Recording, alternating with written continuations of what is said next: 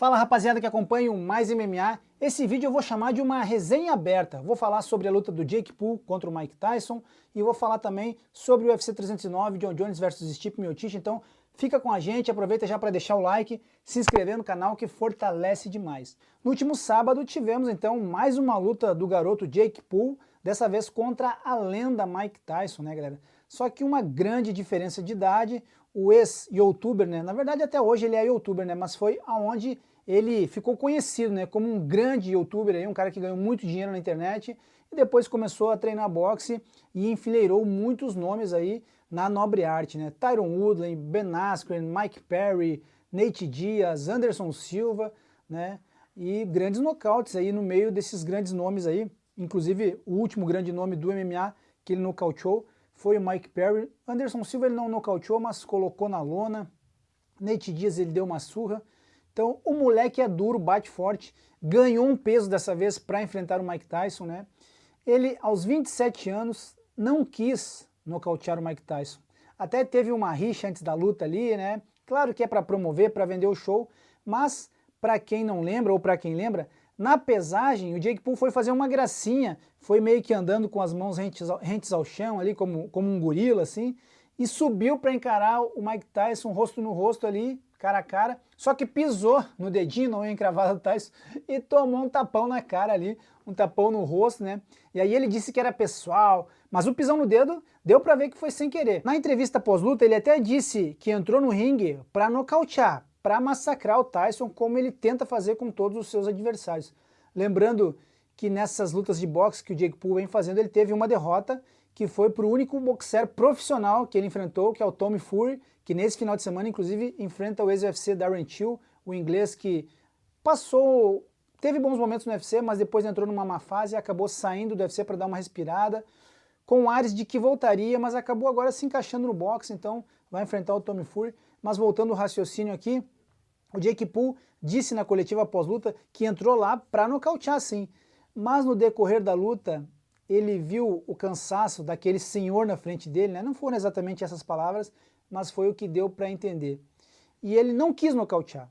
O respeito falou mais alto, então ele foi levando a luta, bateu sim forte, mas ele não quis machucar quem não precisava ser machucado. Foi essa a frase do Jake Paul. Então, quando termina a luta, ali antes de soar o gongo, alguns segundos antes, ele cumprimenta o Tyson, ele vai e coloca testa com testa. Foi uma cena, no mínimo, eu não vou dizer lamentável. Lamentável seria se ele tivesse pensado diferente. Vou entrar para derrubar e derrubasse o Tyson com mãos duríssimas ali. Ele foi um garoto cabeça, soube vender sim o show, tanto que foi recorde de bilheteria num evento esportivo no Texas, né? Eles duplicaram a bilheteria da luta de boxe do Canelo Álvares, né? Que foi 9 milhões de dólares. A dele, a luta do Jake Paul, eu digo dele porque foi ele que promoveu, o evento é dele. A luta dele com o Tyson vendeu 18 milhões, o dobro da luta de boxe do Canelo, e também foi um recorde de espectadores na Netflix, 148 milhões de espectadores. Então foi um recorde em eventos esportivos na Netflix. Mas voltando ali, aquele momento final, quando soa o gongo, o Jake vai lá e segura os punhos do Tyson, encosta testa com testa, galera, como quem pede perdão. Então eu diria que foi uma cena triste, né? O fim de uma lenda, né? E temos que respeitar também a coragem do Tyson. A gente viu os treinos dele com o mestre Rafael Cordeiro, e com toda a sua equipe, mostrando muita agilidade. E na luta, sim, para 58 anos, fenômeno. Movimento de tronco, rapidez nas mãos e tal. Para a idade dele, encontre no planeta Terra um lutador de boxe com essa agilidade aos 58 anos de idade. Não existe, gente. Então o Mike Tyson fez 8 rounds ali, né, aguentou até o final. Claro que eu volto aqui a frisar, Jake Paul deixou ele sobreviver, não quis nocautear o tiozão, mas achei legal da parte dele essa atitude, e no final ali, aquele abraço ali fraternal, né, parecia um pai cumprimentando o filho, né, parecia um sparring de pai e filho que se cumprimentam no final, então deu para sentir mesmo que aquele momento era verdadeiro, sabe? Então o Jake Paul, acho que ele foi muito bem nessa parte de não querer nocautear o Tyson, e os dois ganharam muita grana, recorde de público, recorde de bilheteria. Então é isso que eu queria falar da luta do Tyson e espero que a grande gama de fãs verdadeiros não deixem que a imagem do Tyson seja ofuscada por essa luta contra o Jake Paul, né? Que fique na memória dos grandes fãs como um entretenimento, porque eu conheci a luta vendo meu pai assistir Tyson nas madrugadas dos anos ali de 87, 88, até 90, que foi o auge da carreira do Tyson, 87 a 90, né? Eu tinha 8, 9 anos, eu nasci em 79, né? Então é isso, galera. Esse é um capítulo. Espero que o Tyson não lute mais, que ele tenha ganhado um bom dinheiro ali para aumentar a poupança dele, porque eu acredito que o Tyson até hoje tenha boas economias, né? E agora a gente parte então para falar um pouquinho do UFC 309, que aconteceu no último sábado, né? Vamos começar aqui com a abertura do card principal com o Maurício Ruff. Galera, que balé, né? O cara dançou no octógono. Eu brinquei com isso, com essas palavras no vídeo que eu fiz na resenha pós-evento, porque ele tem um estilo no mínimo diferenciado de lutar, né, galera? Inclusive, nessa quarta-feira, feriado, 20 de novembro, tá tudo meio que encaminhado para eu entrevistar o Ruff aí, então fiquem ligados, vai ter coisa boa por aqui. O Ruff enfrentou o James Lontop, um peruano que aceitou a luta em cima da hora, foi num peso casado até 74,5 kg, os dois bateram esse peso, obviamente. Aliás, o James Lontop ficou um pouquinho a mais, mas o Ruff aceitou, e foi uma guerra. O James Lontop, queixo de ferro, tomou tanta porrada, saiu com o olho fechado ali e não entregou, levou os 3 rounds. Provavelmente, claro, o Ruff se surpreendeu com a garra do Lontop, né? Com a raça do cara, aguentou muita mão dura, né? E o Ruff estava ali comemorando depois, cumprimentando nada menos do que o presidente recém-reeleito, né, o Donald Trump, que estava ali na primeira fila. Cumprimentou também o Elon Musk, que inclusive colocou ali o óculos da Fighting Nerds, né? Muito legal esse momento, então. E o Ruff mandou um recado importantíssimo, né? Não ouçam vozes sobre tirar sua própria vida. Um discurso maneiro demais.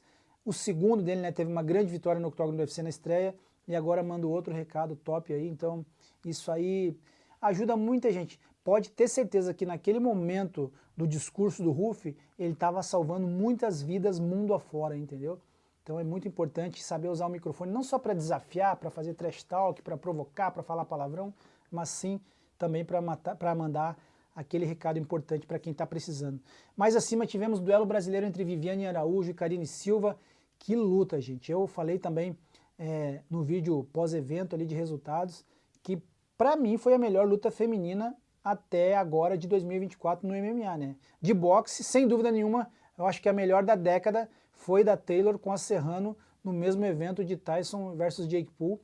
Foi uma guerra, né? A Taylor manteve o cinturão, jogando de forma meio suja, deu umas cabeçadas na Serrano ali, mas esse é outro assunto, voltando aqui o foco. Viviane Araújo surpreendeu a Karine Silva, que vinha numa sequência ótima, né? 4 vitórias no UFC, 5 contando com a do Contender Series, que lhe garantiu o contrato. Então a Viviane aí quebrou a banca, como ela mesmo escreveu nas redes sociais, quebramos a banca.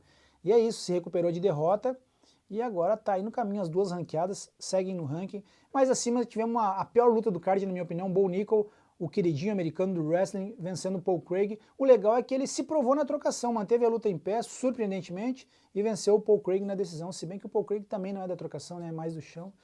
Venceu e foi bastante vaiado, né, lutando em casa contra um escocês, foi vaiado pela torcida, o Bo Nickal. Mais acima no Common Event, o Charles do Broncos, o nosso Charlinho, galera, fez uma luta excepcional, colocou o Michael Chandler para baixo já no primeiro round, ficou ali por cima, cobertor molhado, só que não conseguiu ser efetivo por cima porque o Chandler tratou de abraçar ele, travar ele, e o Charles caiu meio mal, com uma guarda meio invertida, as pernas travadas ali, mas ganhou porque ficou por cima. Segundo, ele deu um passeio no baixinho, joelhada, voadora, bagunçou o baixinho correu pelo octógono, né? São Silvestre, tinha que colocar aquela música, aquelas músicas lá de emocionante de final de São Silvestre lá. Então, o baixinho deu aquele pique, né?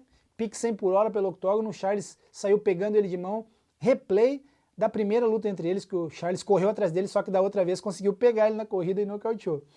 Mas enfim, o Charles meteu 10-8 na pontuação no segundo round, terceiro colocou para baixo, montou, pegou as costas, né, ficou ali, quarto round também passeou, e no quinto eu estava fazendo a narração em tempo real, né, numa live, né, e aí eu dizia, o Charles agora pode, se ele quiser, ele pode só rodar, só não deixar o Chandler tocar nele, que ele vai levar por decisão unânime igual.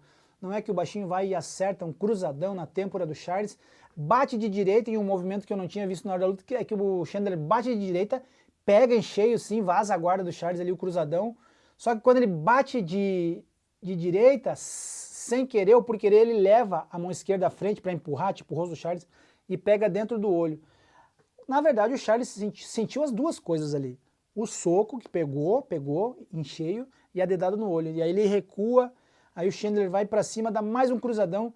Se pega esse segundo cruzadão do Chandler, o Charles caía, sem sombra de dúvidas. Mas foi no vazio. Aí o Chandler dá mais um, e aí ele mesmo cai, ele passa do ponto, ele mesmo cai. O Charles tenta uma queda, só que o Charles estava se recuperando ainda, e erra o time da queda e fica por baixo. E aí aconteceu um absurdo, né? O Chandler batia com o antebraço na nuca do Charles, perdão.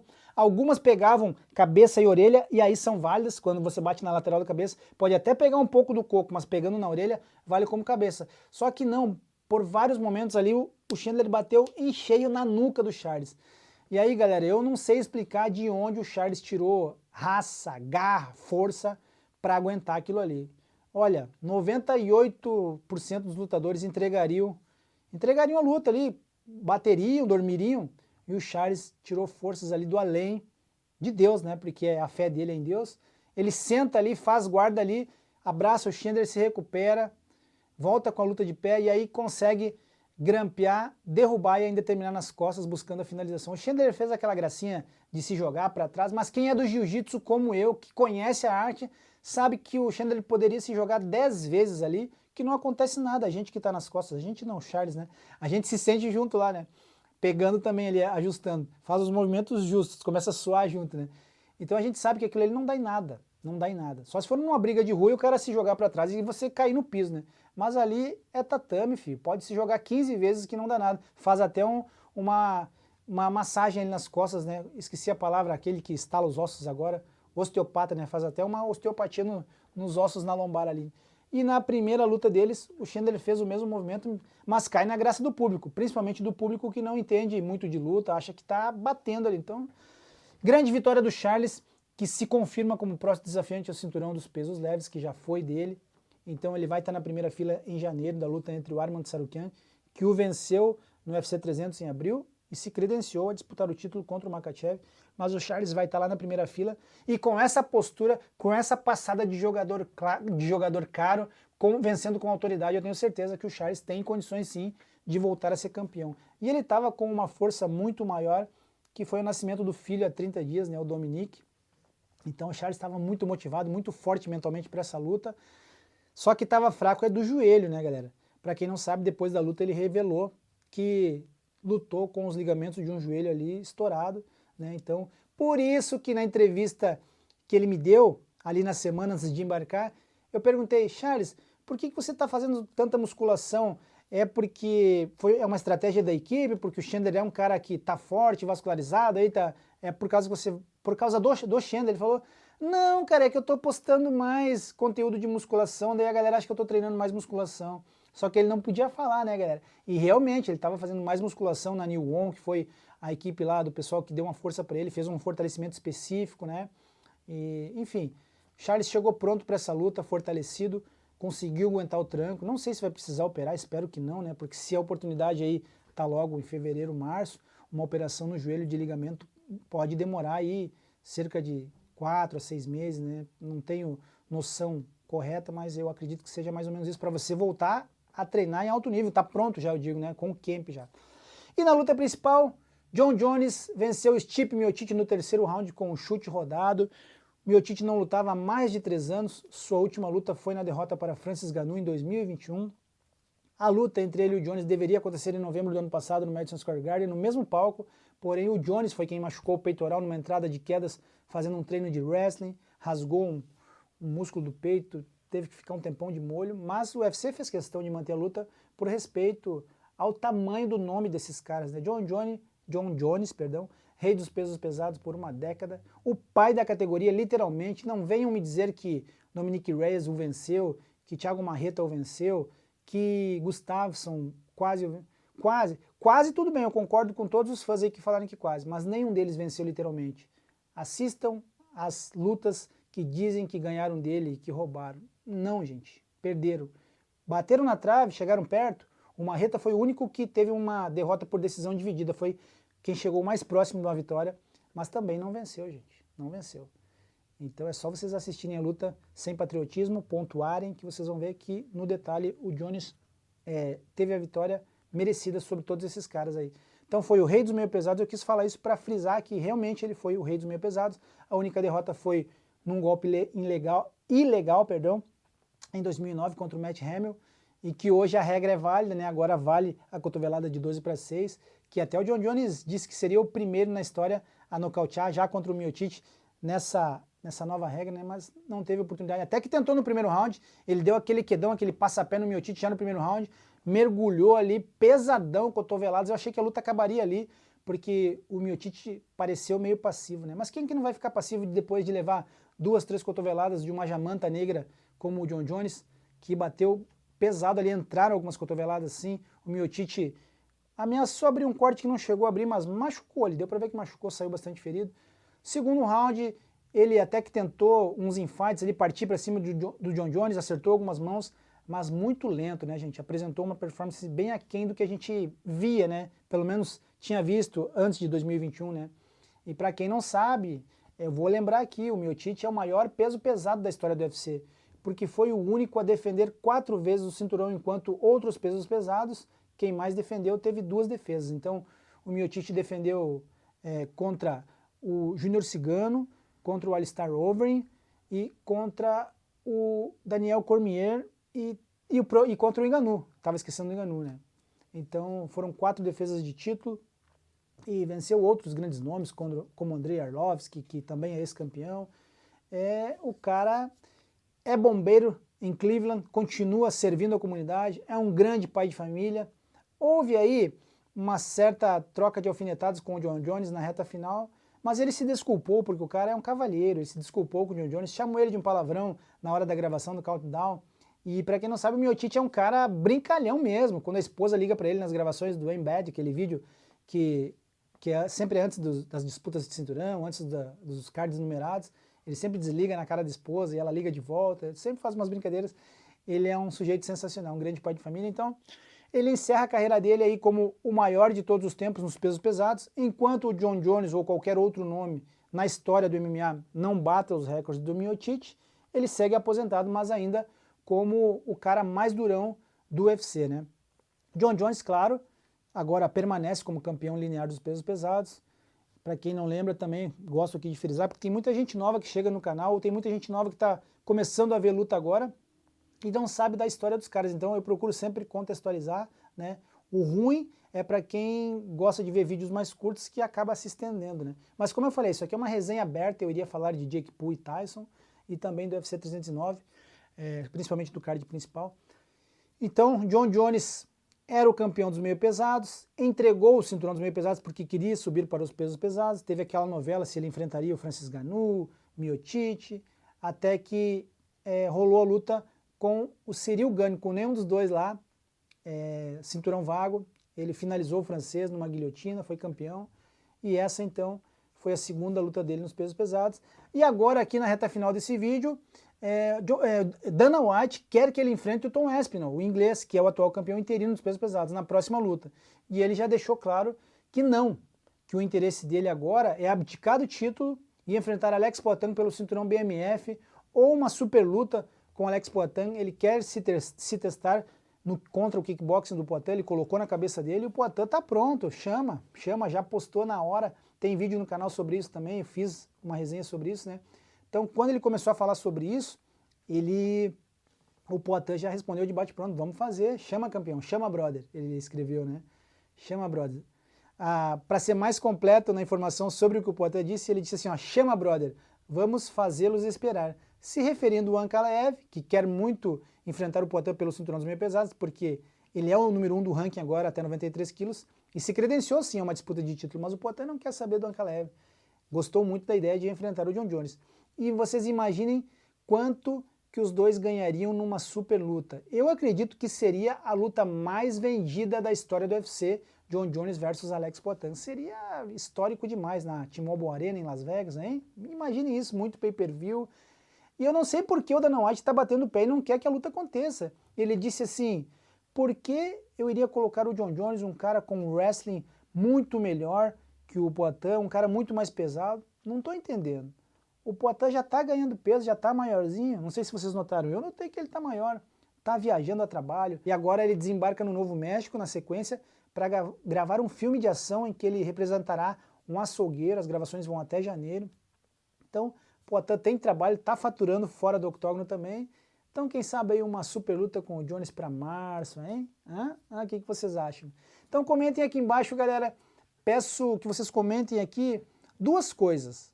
O que vocês acharam dessa luta do Mike Tyson contra o Jake Paul? Se vocês acharam, como eu, uma pena o Tyson, uma lenda do esporte, se expor, subir lá, sair na mão com um moleque jovem, né? Mas pelo menos eu fico feliz que o Jake Paul não atropelou ele, sabe? Então a gente não viu a cena de Mike Tyson sendo nocauteado aos 58 anos. O Paul teve piedade da lenda do boxe, né? E como eu já falei, a cena no final da luta dos dois se abraçando foi fraternal, foi de arrepiar, porque a gente viu nitidamente nos olhos do Jake Paul que ele, olha, não sei se, não diria arrependimento, mas ele não queria estar ali naquele momento, tipo assim, que merda que eu fui fazer, galera? Será que tanto dinheiro valeu a pena? Eu tô com a maior lenda do esporte de boxe, a maior lenda do boxe na minha frente e eu bati no cara, mas pelo menos eu não nocauteei. Uma cena no mínimo esquisita, mas pelo menos a gente não viu o Tyson caído. E também comentem aqui, galera, o que vocês acham dessa ideia aí, se o John Jones vai mesmo enfrentar o Poatan e quem leva essa luta, será que o Dana White vai permitir? Então, deixo aqui mais esse questionamento para vocês. O que será do futuro de John Jones? Será que ele vai conseguir que o UFC case essa luta mesmo contra o Poatan? Então comentem aqui embaixo, né, o que vocês acham que acontece nessa luta também. E no próximo sábado temos o UFC Macau na China com a participação de alguns brasileiros. Nicolas Mota está de volta, Gabriela Fernandes, Tabata Hit, que é a número 10 dos pesos palhos, enfrenta a Yan Xiaonan, atleta da casa, que é a número 2. Uma vitória coloca a brasileira lá no topo, pertinho de uma disputa de título. E na luta principal, Davidson Figueiredo, ex-campeão dos pesos moscas, vem fazendo o seu nome nos pesos galos, vem de uma sequência linda de vitórias, enfrentará o russo, ex-campeão dos pesos galos, Petr Yan, e o vencedor certamente deve ir direto para uma disputa de título contra o Merab Dvalishvili. Então é isso, galera. O UFC China chegando. Não esqueçam de deixar o like, se inscrever no canal, porque ajuda demais. Beijão no seu coração antes de encerrar e até o próximo.